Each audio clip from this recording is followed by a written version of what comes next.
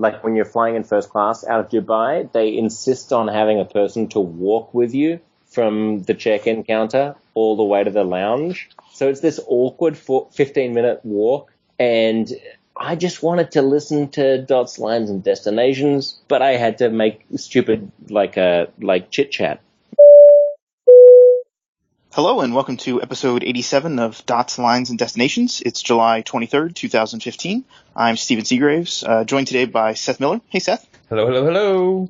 Faz Mahmood. Hey, Faz. Hello. And a special guest, Josh Zepps, host of HuffPost Live and The Cow Show, and the new podcast. Is this hashtag We the People Live? We the People Live. We the People Live. Well, you can have a hashtag. You can have not a hashtag. If you just want to follow us, then you can just go to WTP_live on Twitter or like wherever. Or you can go to WTPlive.com. WTPlive.com. So welcome to the show. So Josh, it's good to have you back. Lovely to be with all of you people. Yeah, have you decided whether you're going to get mad at Steven more than me or not? Because, I mean, I think at this point there's a bit of both of us have botched British geography badly in recent days. Oh, yeah, that's right. No, but come on. I mean, I'm an Australian, so obviously I'm supposed to hate British people more than anyone else is supposed to hate British people. But you thought that was Belfast was Did I really say that? I think you said that Belfast was not in the United Kingdom. Yeah, that's possible. In my defense, Steven screwed up the booze. That is part of the UK. It is. It absolutely is, and I do know that. But let me also say that I don't give a shit because whatever. I mean, I don't care. British people, I'm Australian, so, offend me on my Australian or New Zealand credibility, but you get a pass. Okay. Now, how about the part where Steven suggested that the closest thing the Brits had to sparkling wine is Guinness? Yeah, that's also fine. It's probably true. I actually I was on a British Airways flight, and I had to endure British sparkling wine, which they called champagne. So, I know I'm completely ruining Steven's night here by doing these out of order, but was this in business class or first class? Business. Okay, so that may explain it. Because I've done like short haul Euro. Business, yeah. Okay. So because they're first class, they actually offer some proper champagnes, and they're quite nice. Yeah. All right. Anywho, Steven, back to you. You want to try to get us back on track here? Can I host the show now? They don't just They don't just run white wine through a seltzer penguin and call it champagne. I think that's basically what they were doing. That's what they were doing. Yeah. In Uruguay, there's if Rolo was here. In Uruguay, there's like a drink called Medio y Medio, which is like half and half, and I think it's half white wine and half champagne, or half white wine and half sparkling water or something. I don't remember what it was, but we had a lot of it and we got pretty drunk. So. I was also just last week. I was in Athens, and so I spent the week in Athens when it was going crazy with the whole Greek bailout stuff. And all of my friends there were drinking white wine with ice cubes in it. And I was such a snob. I only realized in hindsight, I was like, how can you be drinking wine? You don't put ice in wine. And they were like, yeah, but we're in Greece, of course. We're in the Mediterranean. We have ice in the wine. And then I was like, yeah, okay. I realized that I'm kind of a wanker for telling them that's not the way they're supposed to do it. But maybe that's a poor man's version of ice wine. Oh. Oh, man. Oh. We crossed the line? No, but that one hurt a little bit. This has really gone off the rails. Yeah. So it's going to be a great show. It took us about 30 seconds to let that happen. New record. Yeah. 4 minutes in and no one knows what the hell's going on. I like it. So I'm sorry for I think we're all spread out today. I think we're all over the country. Josh, I don't know where you're at today. I'm in New York City. Oh, so you and Seth are close. Foz, are you in New York? I am at the 54th floor of One Penn Plaza, so yes. Wow. We should have come over. I could have brought, entertainment to the office. Well, had I known, I would have invited, but I forgot we were doing this a little earlier, and I didn't have time to get home. Yeah. I'm gonna have to start sending Foz a calendar invite. So he remembers. I might have to do that. I think I will, actually. So we were going to talk a little bit about Delta because this past week, some big changes came in the form of what some are calling mileage devaluation. Seth, I think you had an eloquent post about what these changes actually mean. So I'm going to turn it over to you and kind of let you explain what's going on. Sure. There's a lot going on, and that's sort of what makes it interesting. Delta announced last week, I guess, a whole bunch of changes to SkyMiles, some of them effective relatively soon, some of them effective not until June 1, 2016. So, on the one hand, they arguably gave plenty of advance notice. The flip side of that is the rule change took effect immediately. So they basically didn't provide any notice and just told you that 11 months from now you're screwed. And so the changes are, among other things, more award seats available at the 7,500 and 10,000 point levels. So for a lot of the short haul trips, a bunch more low level award seats are showing up. And I did a couple searches and found some of them. So there definitely are some options out there at those levels. I don't know what it looked like, before and after, but those seats definitely do exist. If you buy Comfort Plus, which is their extra legroom product, or buy up to first class using one of the sort of upgrade fares or things like that, any of those a bunch of those incremental fees now count towards medallion qualifying, and you earn RDMs on them as well. So that's, a nice nod to the fact that you're spending money and it's supposed to be a revenue-based program. So that's great. And then they completely jacked up the upgrade costs almost universally across the board. They're very high now. They went from just stupid to ludicrous, I'd say. On the added bonus is they're now allowing some lower fare classes to upgrade. Still not everything, but some cheaper seats can now be upgraded using miles, usually at a premium in terms of total points required. And the best part of all, in some ways, is the dynamic pricing of some long-haul award travel starting for travel next June. And by dynamic pricing, I think the worst I've seen reported so far is north of 750,000 points for a one-way business class ticket. I know I've definitely seen some 375,000 point tickets for things like Johannesburg or Sydney as destinations in business class in Delta One. So, Seth, it's Josh here. Are those dynamic pricing mechanisms, are they pegged to the cost of the ticket, or are they pegged to some other kind of arbitration? They would seem to be pegged to a Ouija board. Which is to say, I asked that question of my contacts at Delta. I was told that the dynamic pricing will be tied, quote, to demand, end quote, which in theory, revenue tickets are also tied to demand. But for revenue, you at least know that there are published fare levels, and maybe you're at the most expensive level. Maybe a seat's open up in the level below that. For the award seats, Delta is doing its damnedest to make sure there's no such thing as sort of a published list even of the potential prices you might be charged. Right, because, even award seats are pegged to demand, in the sense that they're only available if there is insufficient demand that the airline is willing to release them. The only time that I've ever made a Delta award redemption was my grandmother died recently. She was 100 years old, so don't worry about that. And I transferred some American Express points because the only way to get back to New Zealand to attend her funeral was using Delta points. And I endured a horrible transcontinental flight on Delta, but connected to a very nice Virgin Australia flight across the Pacific to Brisbane, and then a very nice Virgin Australia flight from Brisbane to Auckland. And so are you saying that opportunity might be going away? In other words, to pay 80,000 miles for an award seat, is it henceforth going to be pegged to some kind of, price mechanism? So the one thing that was not entirely clear is if partner awards will also be pegged in this way. And because of the timing of how this was released, there hasn't been a ton of open dates to do a lot of searching. So it's unclear if the partner award inventory will change as well. I've heard some people suggest it has, but historically that has not been the way partner awards work at any airline, with very limited exceptions. I think, the Continental Northwest partnership was one that, and with KLM, has had sort of an exception in the past. And but generally speaking, getting sort of expanded inventory on a partner was not a thing that really happened. So that remains to be seen. But it also seems entirely possible that Delta could decide, there is a safer or low-level or whatever inventory available on Virgin Australia, but we don't want to give it away for 80,000 points, so we're going to charge more. And it seems entirely possible that they could make that decision, change the pricing, and none would be the wiser. So is this real? Are the prices based on real demand or their imaginary perceived demand? How do you answer that question, right? At this point, what demand exists today for flights in June 2016? Zero. Right. LA Sydney, for example, there's a ton of carriers flying it. But a lot of them are full a lot. Well, if you can get tickets on Via Australia for 80,000 miles, they're not that full. Yeah.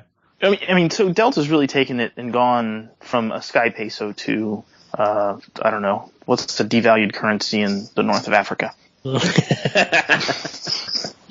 That's really what they've done. It's kind of like, you're getting You're getting jacked, man. If you're flying Delta. But isn't it? I think they're Sky. I was going to say I think they're Sky Drachmas at this point. Isn't it this weird thing though, where you've got a currency that's actually quite valuable on international travel? I mean, getting from North America to Australia, and maybe this is just because I'm an Australian, is very, very difficult on points. You either have to pay exorbitant amounts in premium class cabins on using United Miles, for example, going via Asia and spending 40 hours to get there. Or, in terms of direct flights, Qantas releases almost no premium cabin space, and Virgin Australia does. So Delta has been this way of being able to access that inventory. The problem is, if you're on the East Coast, like I am, then you have to sit with your knees in your chin on the way to LA in order to get there. But does this, Seth, change that calculus? Am I still able to spend 80,000 Delta miles to redeem a flight in business class to Australia or New Zealand using Virgin Australia? And I honestly don't know. It's unclear if the award pricing for partners is also going to change as part of this. I haven't really dug into it enough, mostly because there hasn't been enough dates worth of information to search against. But, I would temper your expectations. That's for sure. Delta's been moving towards sort of end-on-end pricing for a lot of things and trying sort of building up the costs of a lot of their awards anyways. But things are almost certainly going to get, worse before they get better there. The interesting thing I think about this is when we were looking at sort of the 350,000 point tickets one way, you could almost justify it by saying, well, you're still getting better than a penny a point because it was an $8,000 plane ticket and 700,000 points. So it's not the 5 or 10 cent per point valuations that, some people would like to claim historically, but you are still getting a penny a point. You still though are stuck with that situation of I never was going to spend the $8,000, so does it really count? Yeah. Right. And the math on the SkyMiles program, especially for premium awards, is absolutely changing. I mean, the thing that shits me the most about that program is the uncertainty. It's not, I don't care if you want to charge me exorbitant amounts for a redemption, but at least allow me to be able to plan what I want to book and know how much it's going to cost. It's ridiculous to say, well, we're not going to tell you how much it's going to cost. Just call us up and we'll just pull some number out of our bums. I mean, this is nonsense. Like I said, it's pegged to a Ouija board. Yeah, it's crazy. That's why I would never use Delta miles. It's insanity. I don't care if you tell me that I have to spend 1 million miles to fly in first class to Europe. As long as I know what I need to spend, then I'll hate it, but at least I can plan. Yeah, Delta, I think that's an interesting point. And it's one where I've actually had this conversation with some Delta executives at various points in the last 12 months. And one of the comments when talking about the award charts going away, and this speaks to the same issue of being able to plan, the comment was, well, but we don't tell you, we don't have a chart of fares. You don't know that in 6 months the fare is going to be X dollars to fly. And, my response was actually, well, you do. You publish a list of fares, and they change, but at least you publish them and people know what the options are. So putting that aside, though, I think it really raises an interesting question, and I think it also is partly a discussion of, are you in the loyalty for the points or for the sort of other benefits? But at what point do the sort of opacity of the programs drive away loyalty, and does that really affect the bottom line to the negative? No, I think that's totally right, Seth. I mean, the whole claim that we don't pre-publish fares. Well, that's fine, but you don't pre-offer money. You don't pre-offer a currency apart from frequent flyer miles, and you give us an assurance that we're going to be able to redeem them for a certain rate. So it's ridiculous to compare that to fares. I mean, we're earning a currency that we think has a certain established value, and then when you say that it has no value other than our whim, overtake the entire conversation. So please jump in. That is it's a frustrating approach to the situation, no doubt, and it makes for some sort of shitty decisions one has to consider with loyalty. I think, to me, what it means, and especially with the focus lately on credit card based earning, it's for the people who are looking at reward points, looking at the more fungible types of points, the Amex programs, the Chase Ultimate Rewards, thank you points, even arguably the Barclays Arrival Card travel sort of cash back things start to become a lot more appealing. So, Seth, that brings up a good question. Do you think this pisses off Amex and their partnership with Delta? Maybe. Right. There's a couple different ways this goes. One is the people who just put a shit ton of spend on Amex, usually business related, and they're transferring points over. They've got a Delta Amex card, and so it's always straight into SkyMiles. And those people may suddenly discover that 2% cash back is a better play.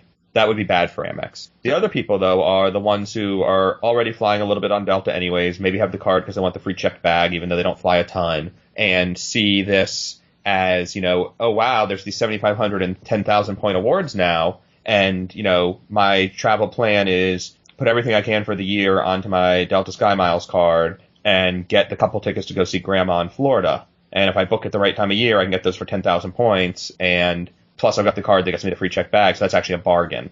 And we always talk about the premium awards, and we talk about how much it sucks to be able to lose access to that, and it absolutely does. But we are by far the minority in terms of what's being redeemed. So, does our vote still count? I think so, but I don't know. Is this really the time they should be doing changes like this when they're under so much scrutiny? Sure, why not? Scrutiny about what, the price fixing and collusion? Because it's only we live in a mob society. So once they start getting looked at for one thing, people are going to start complaining about other things. Yeah, including the massive devaluation of miles we've seen in a very short period of time.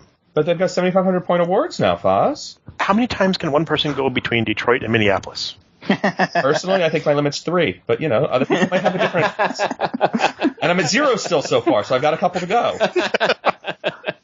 No, I mean, you're right. I mean, here's the thing. I think it's both. Both are correct, I feel like. I mean, yes, telling people, oh gosh, San Francisco to LA is super cheap now, or Detroit to Minneapolis is super cheap now, only gets you so far. Right. But at the same time, the people who are still redeeming for the random domestic stuff, because that's still the vast majority of travel awards, are seeing minimal changes in their actual redemption costs. Well, so what I find interesting with this is I think, the vast majority of people, they don't really pay attention to cost. They just go in and say, this is what the system tells me, this is what I need. Right. And so in some ways it's great because it's getting them to write off miles since they've been printing miles like no tomorrow. But at some point people are going to realize that they were able to get much better rewards 2 years ago or 3 years ago.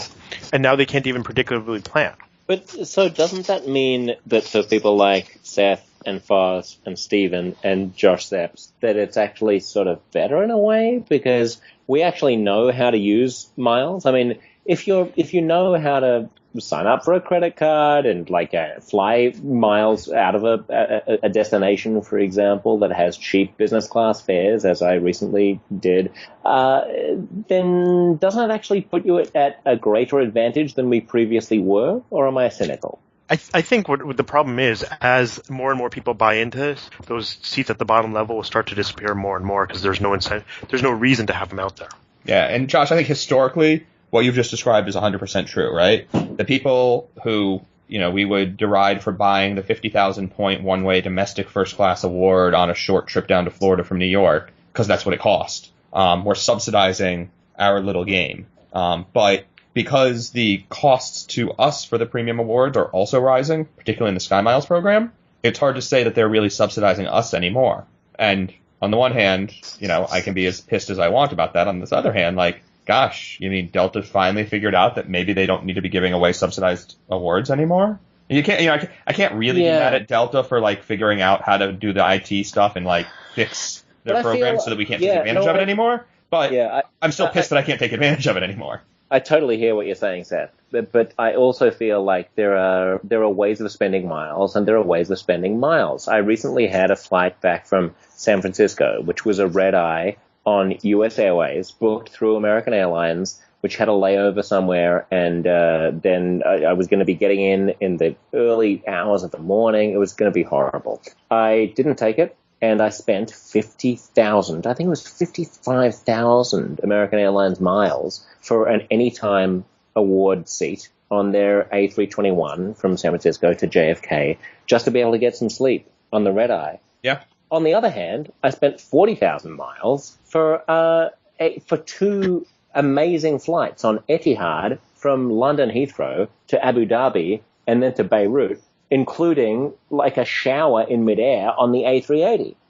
There is no reasonable calculus that would say that the latter was worth less than the former, but it was just what I needed to do at the time. So, like, it's whatever you want to spend your miles on. Yeah, here's the thing. We've talked a lot about, getting the best value for your reward points and sort of where's the right value proposition and this and that. I actually did an interview back in April with an executive from a company that used to be called LRG Rewards, and they just changed their name to something I can't remember. But LRG stands for Local Reward Globally. And the idea is behind their platform is it's sort of it's a system that the loyalty programs buy into and integrate with, and they basically overlay on top of e-commerce sites, and seamlessly you can, during the checkout page, say, instead of paying with cash, I want to pay with my points from the program. And if the program supports the website you're on, it, like a little box pops up and says, do you want to pay with, whatever points instead of dollars, and tells you what the conversion rate is going to be and how many points it'll cost. And it works everywhere, right? And so they've just expanded. They're going to do some real-time stuff. They're actually working on a physical product that's sort of like the coin credit card thing, but it'll be tied into whatever programs you have instead of whatever credit cards you have. And someone was asking about that and said, well, yeah, but the conversion rates stink on those awards. And to me and to most of you, I would assume they do. Except there's a whole lot of people out there that their idea of a good time is anything but getting back on an airplane, right? They fly for work, whether in paid business class or in coach or whatever it is. They earn whatever miles they earn. And rather than even redeeming, say, Easy Pass or whatever we're calling it these days for the super expensive ticket to go see grandma, grandma lives down the block, so they can drive to go see that, and they've got all these points, and so they redeem for gift certificates and merchandise and, auctions and all that sort of stuff. And that's a big part of what these loyalty programs do. And so we can say they're the morons or they don't know what they're doing or they're getting a horrible value, but Seth, they are that's what they want. And they don't know what they're doing, and they're getting a horrible value. I'm not going to... But you're the guy that paid double points to fly business class on a transcon, so I could call you a moron, too. All I'm saying is you need to know what you're doing. As long as you know what you're doing, I knew that was a horrible, horrible value. I knew that I was getting just raped by being in that business class seat and paying 55,000 points for a 4-hour flight. I knew that it was horrible. I'm just saying, as long as you know, as long as you understand, like it's not good enough to just be like, I'll spend $100,000 to go to Florida to visit my aunt. I mean, that might be fine, but I think the whole point of podcasts like this and of the whole industry that we're in is to allow people to be informed about exactly how they're using their points. That's fair. So I shouldn't be using all my miles for USB flash drives? I believe it was an external hard drive, not a flash drive. But that was still one of the best. I wish I could find that Flyer Talk thread. That was a spectacularly good Flyer Talk thread. That was one of the greats. Someone paid like a ridiculous sum of points for like 100 gig external hard drive or something like that. It was like it was probably like 500 gigs, and I think it was like 200,000 miles or something ridiculous. Yeah, it was absolutely bizarre. Well, I was going to say one last thing on the topic, and that is, I think it's kind of a misnomer to say, well, Delta's doing this because people were gaming the system, like us. I think that Delta had plenty of people who were willing to pay the anytime rates, and they just saw it as an opportunity to say, well, why offer the cheaper stuff when we can just do it more expensively and reduce the miles? I think that's really what it is. I don't think it's about them saving money or anything. It's more about let's just get the miles off the books, and we can do that by simply making the tickets cost more and doing this end-on-end thing, which I think we need to talk about more at some point, but go ahead. So, here, I mean, let's turn this a little bit. Is it really to get people to burn miles, or is it really jacking these prices to ridiculous amounts so people just pay for tickets, helping their bottom line? It could be a little bit of both. Right? Like, who's really going to spend 750,000 miles or 500,000 miles for a one-way business class ticket to anywhere? I'm thinking there's people who do it. But, I mean, that's a lot. If you're getting your miles from credit cards, that's a lot to spend. Yeah, but True. You're buying, like Google AdSense or something for your business and churning it on your credit card. It's not that hard. Yeah, I totally know people who do it. I know one of my good friends is like a buyer for people who buy lots of expensive shit, right? So Well, like she just puts a lot of stuff on her credit card, and she just ends up with a bazillion American Express miles. Well, I'm not saying people don't do it, but I think that's a small minority. Certainly, yes. Yeah. Yeah, so obviously Right. Delta doesn't care about regular flyers, right? Right. Can we So, I mean, conclude that? I think we knew that years ago. Yeah. $1 billion in net profit this last quarter. Well, it's coming from somewhere. People aren't just dropping spare change in Delta's pocket.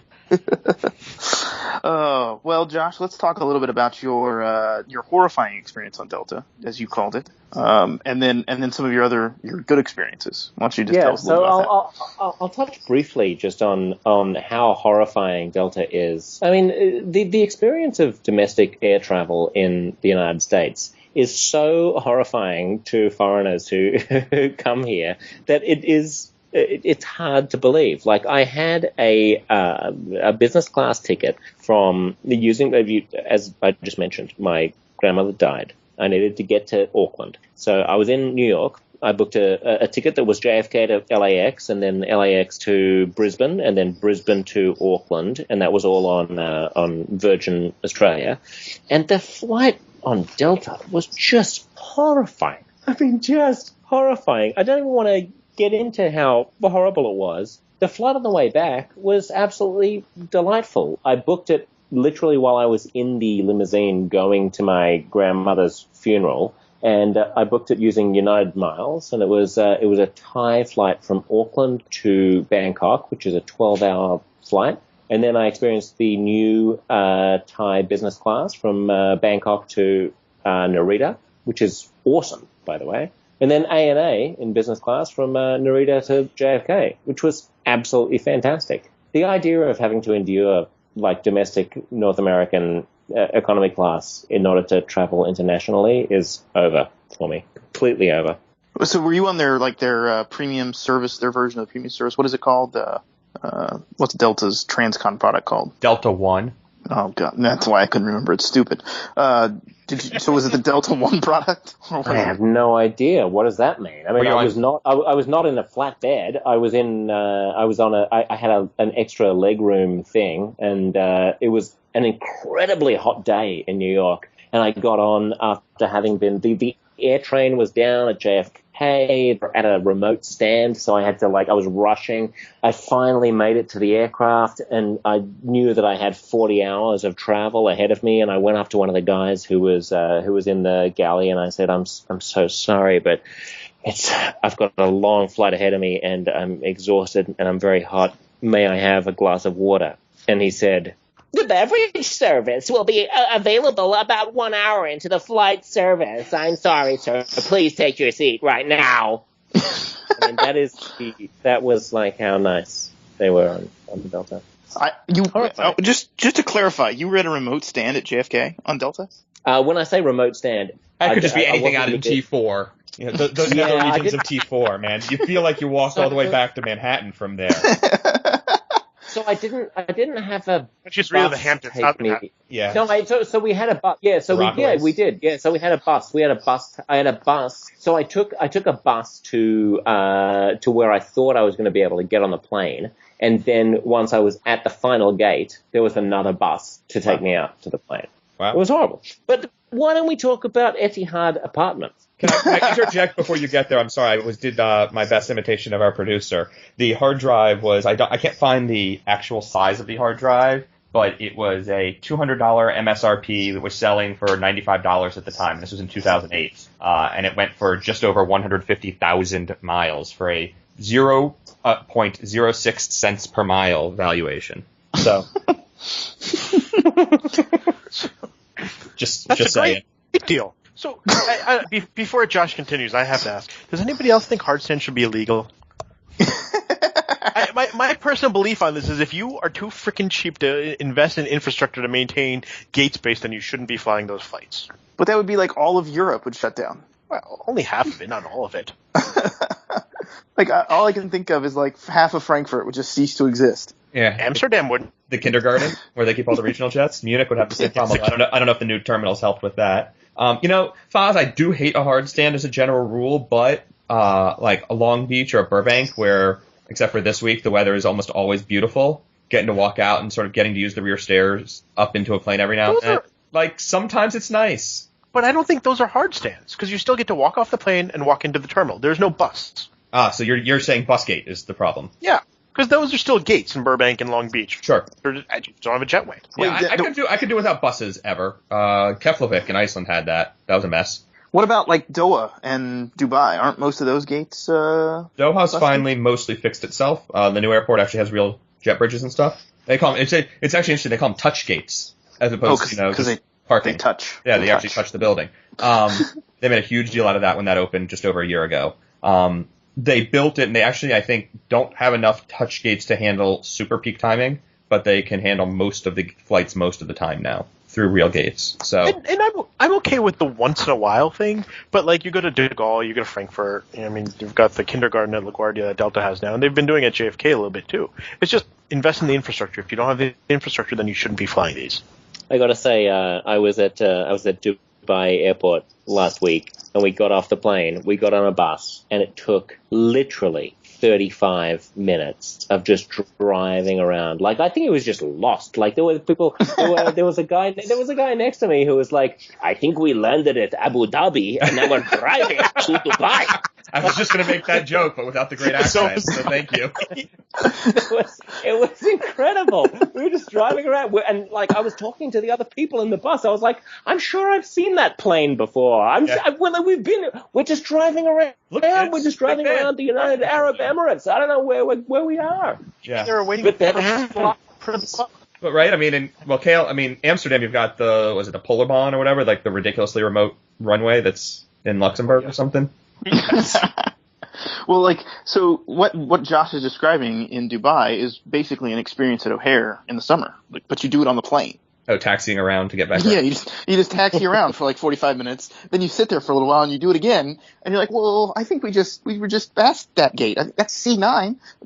I think that's our gate, and then you just sit there and wait. Some more. This is where United is innovative. They've moved the circling from the sky to the ground. Oh. Taxi friendly. Well, if they do it on one engine at idle speeds, it's actually probably more fuel efficient, right? Exactly.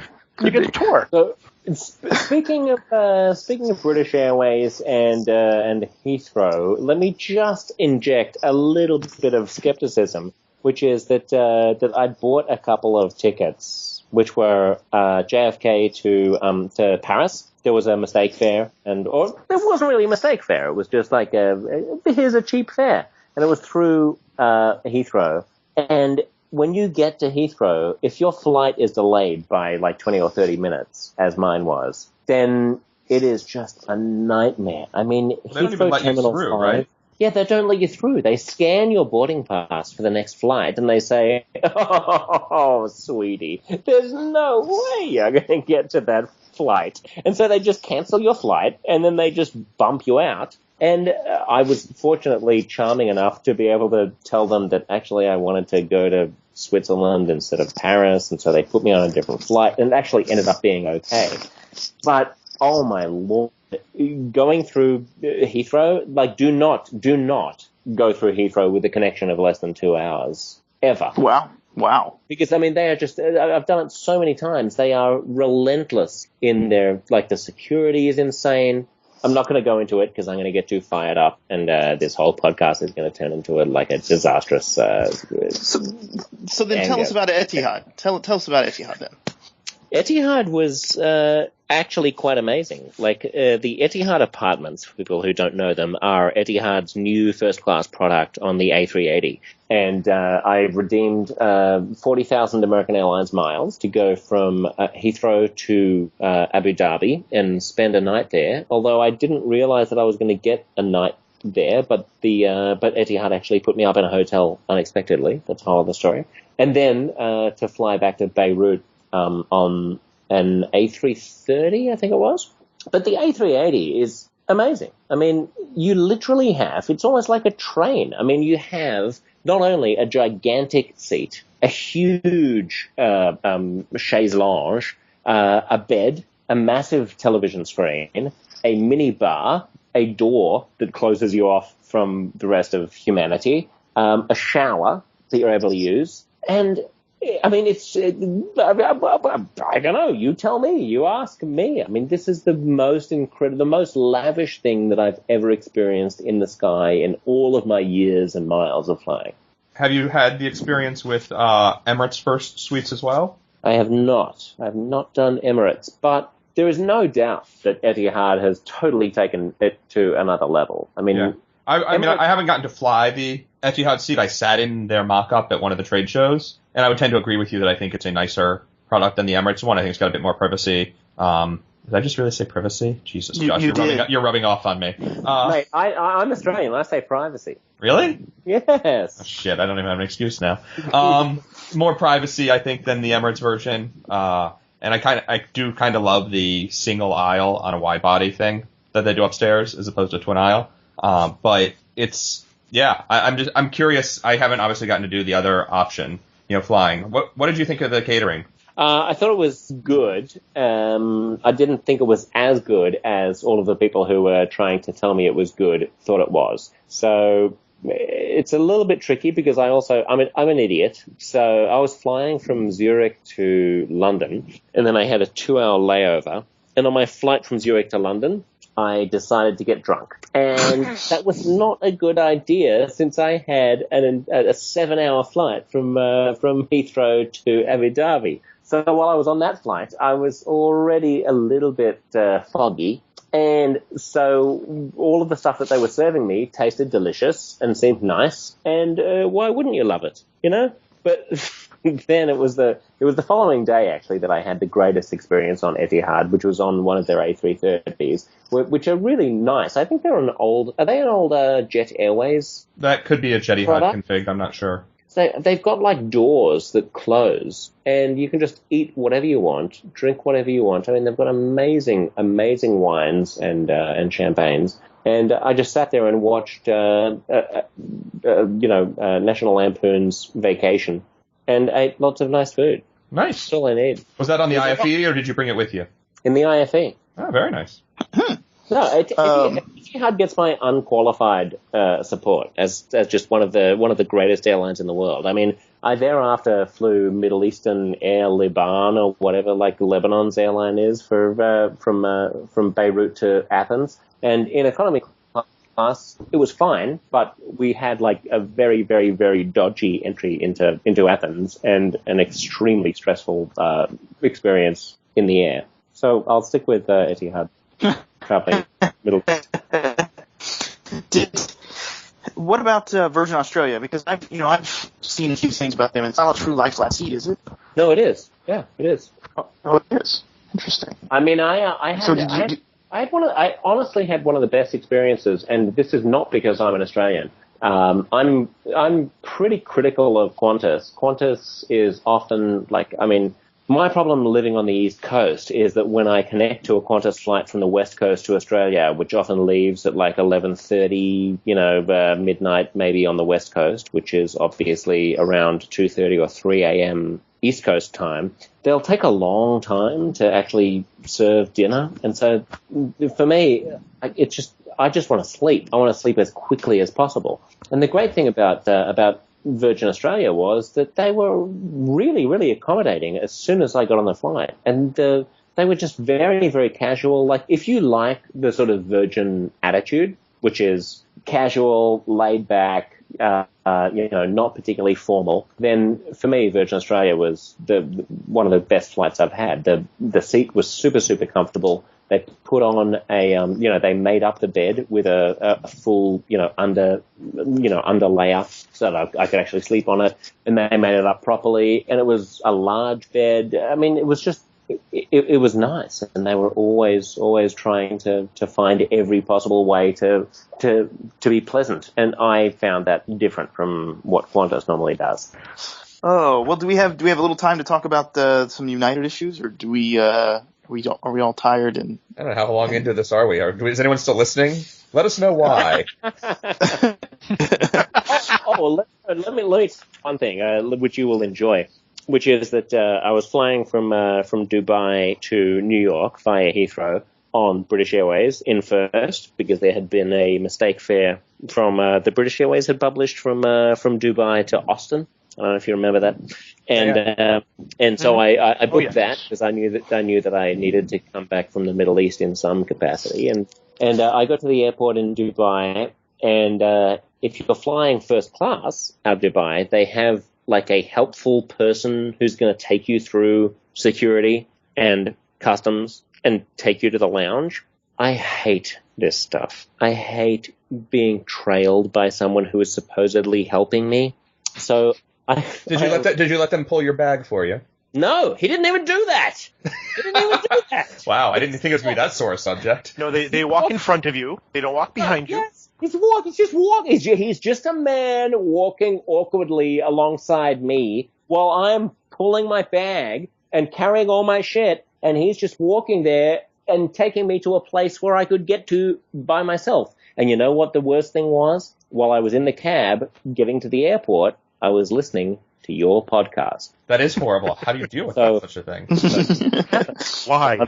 I'm listening to your podcast, and I'm very entertained by it. And then I get up to the check-in counter, and I pause it, and they say, "Oh, Mr. Zepps, we have an escort for you to take you to the British Airways lounge as a privileged first-class customer." So all of a sudden, all I want to do is listen to your podcast, but I can't, because he's standing next to me, and I have to walk next to him for the next 15 minutes through all of these security checks, and then he's just standing there awkward. I'm like, "Well, how are you doing?" He's like, "How are you doing?" It was horrible. I didn't get to listen to your podcast until I got on the plane. And then you were stuck doing it with the awful British champagne. Carbonated wine. Carbonated wine, sorry. How traumatizing it was. Well, the producer and I did that Dubai Austin fair as well, and we had like a similar experience. That the whole escort thing was very strange. I mean, our flight was delayed like 4 hours. Now, did you guys get one escort to share, or did you each get your own? We did get an escort to share. But what was amazing to me is there's no premium line for security there, which you would think in Dubai, of all places, they would have something. But then we go through security, and then you have to go downstairs and to go through the tunnel. And we get downstairs, and the woman starts just waiting. I was like, "What's going on?" "Oh, just another minute." We ended up waiting 10 minutes for the golf cart, and she wouldn't just walk. And I mean, it was a 5-minute walk. It was like, come on. But your car's so important to walk. Well, perhaps, but I don't think we really are. But it's just they don't deviate from their protocol. This is what we do. I was like, "Oh, we can walk," and she's like, "No, they'll be here in a minute." But this is honest. This is one of my huge pet peeves, and maybe you guys should do like an episode on it in the future, which is the attempt by airlines and by airports to try to make life easier for customers by forcing them into some kind of a stupid straitjacket that they think is more like is easier, but actually is not. Like, I would much rather just make my own way to the British Airways business class lounge while listening in my earphones to your podcast, rather than having to make awkward chit chat with some guy who is supposedly a value add in some way by like walking. He doesn't want to be walking next to me. I don't want him walking next to me. He doesn't want to be there. I don't want him to be there. Like, why is this even a thing? Why are we doing this? Why is this ridiculous facade happening? And it's the same with, like, you go to the Thai Airways first class lounge in Bangkok. I hate it. People stand around watching me eat soup. I don't want people watching me eating soup. I don't like this. I go to the business class lounge in Bangkok instead. I want to be anonymous. I don't want people constantly fussing around me. Am I crazy? No, you're not. And I mean, I've had experiences on some press trips I've done where it's like, and now we're going to escort you through security. And I'm like, yeah, I know how to like clear immigration and get my passport stamped and say I'm here for 3 days. I don't need you to like hold my hand and do that. And inevitably it takes 3 times as long. And I guess it's nicer service, but not really. I've had a few experiences like that have driven me absolutely bonkers. And on my most recent one of those I did coming back from the Middle East, we landed at JFK and like half the group didn't have global entry. And I looked at all them, I'm like, "It's been nice, y'all, I gotta go," and just walked off from the group. I was like, thanks a lot. The stories will be written soon. Appreciate the trip. I gotta go. I cannot do this anymore. And that was like, 4 days in of stupid jet lag and everything else, but also no way in hell I'm standing in line for 45 minutes at JFK immigration when I've got global entry. I'm sorry. My wife and I were coming back from Frankfurt and Lufthansa first, and we were landing in Dallas. And I had some issues with the reservation, and I didn't have global entry at the time. This was before all that. And so there's a lady standing at the door when we get off the plane in Dallas with our name on board. I'm like, "Oh, maybe she's here to help me with this reservation issue," and they know about it. And so we sit there and wait. She's like, "Oh, we're waiting for a couple more passengers." Well, half the plane empties up while we're waiting, and then she just escorts us to immigration. And she's like, "Oh, well, thanks for flying Lufthansa," and that was it. And she can't move you to the front of the line, right? Everyone no, she couldn't do anything. And I was like, "Well, I thought you were here for something else." "Oh no, sir, I'm sorry you thought that." Oh my God. Oh, I was just like, if I had known that, I wouldn't have ever stopped. I would have just kept going and cleared immigration before everybody else because I was in the first seat off the plane. Just And nuts. all those other people would be waiting for you. No, when I've done, I will say I actually had the same experience Steven did with Lufthansa once, where we got there and she had like a bunch of names on the card, not just mine. I'm like, I'm Mr. Miller, and she said, okay, we're just waiting for the other people for immigration. I'm like, I'm just gonna go ahead on my own then, thank you. And I told her, and she's like, you sure? And I'm like, it's still just up the hall, follow all the other people until we get there, right? She's like, yeah. And I'm like, I think I'll be okay. Like, that's I don't know, if it's a place where you could get lost, maybe you need help. If it's not clearly signed or something, I get it, ish, sort of, but it's international arrivals in the United States. There's not a lot of options. Follow everybody else, or a customs officer will come over and scream at you. So, That person would have been very useful at the old T3 at JFK. That's true. There's really no good signage there. And you had to walk through conflicting traffic, and it was you're okay, fine. You've got the one example that proves it, I suppose. But the one time I did, I was like, yeah, I'm not going to wait, thanks. I'm just going to go ahead. And I've done that a few times. If I had known, I would have been like, see you later. It only takes that one time to learn. Yeah. So if I ever see a Lufthansa agent at the top of the jetway, I'm like, see ya. I got so many shitty looks when I was disembarking by Emirates. I had an Emirates a flight in economy class, but because I have top tier status on One World with Qantas, Qantas has this weird agreement now with Emirates, which means that Emirates is apparently now I have top tier status with Emirates because I'm a Qantas frequent flyer. So I had a short hop from Athens to Dubai on Emirates, and as I was getting off the plane, they had a business class and elite people bus that was taking us back to so I kind of had to push past a few people, and they thought I was an asshole. I was pushing past people, and they were like, this guy's like a douchebag because he doesn't know what he's doing. I was like, actually, I'm entitled to be on that bus even though I wasn't in business class. And when we finally got to to where we were going through customs, it's actually longer to go through the premium line than it is to go through the regular line. So I'm just standing there, and there are all these people who I saw who they thought I was cutting in front of them, and they're just streaming through, and I'm just standing there in the premium line, which has one person who's taking care of us, and we're screwed. Oops. It's like fast track at Heathrow. Yeah, exactly. Like the fast. Yeah, that's right. I can't tell you how many times I've done the fast pass at Heathrow, and I have European citizenship, so it doesn't affect me, but my husband doesn't, and he just stands there in this line for forever. I'm like, you just go in the regular line. It's quicker. Man. That's a conversation you have to have beforehand, though. I've learned that the hard way.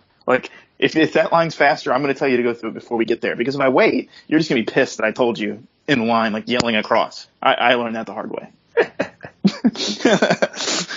On that note of lessons learned the hard way. Yeah, I think we should just end the show here. What do you guys think? Yeah, we'll talk about United's issues. I think that's a whole show right there. And they'll still be there in 2 weeks, I'm willing to bet. Oh, man. So, Josh, as our esteemed guest, why don't you tell everybody where they can find you and your new podcast? Yes, I have a new podcast. It's We the People Live. You can find us on Twitter at WTP_live,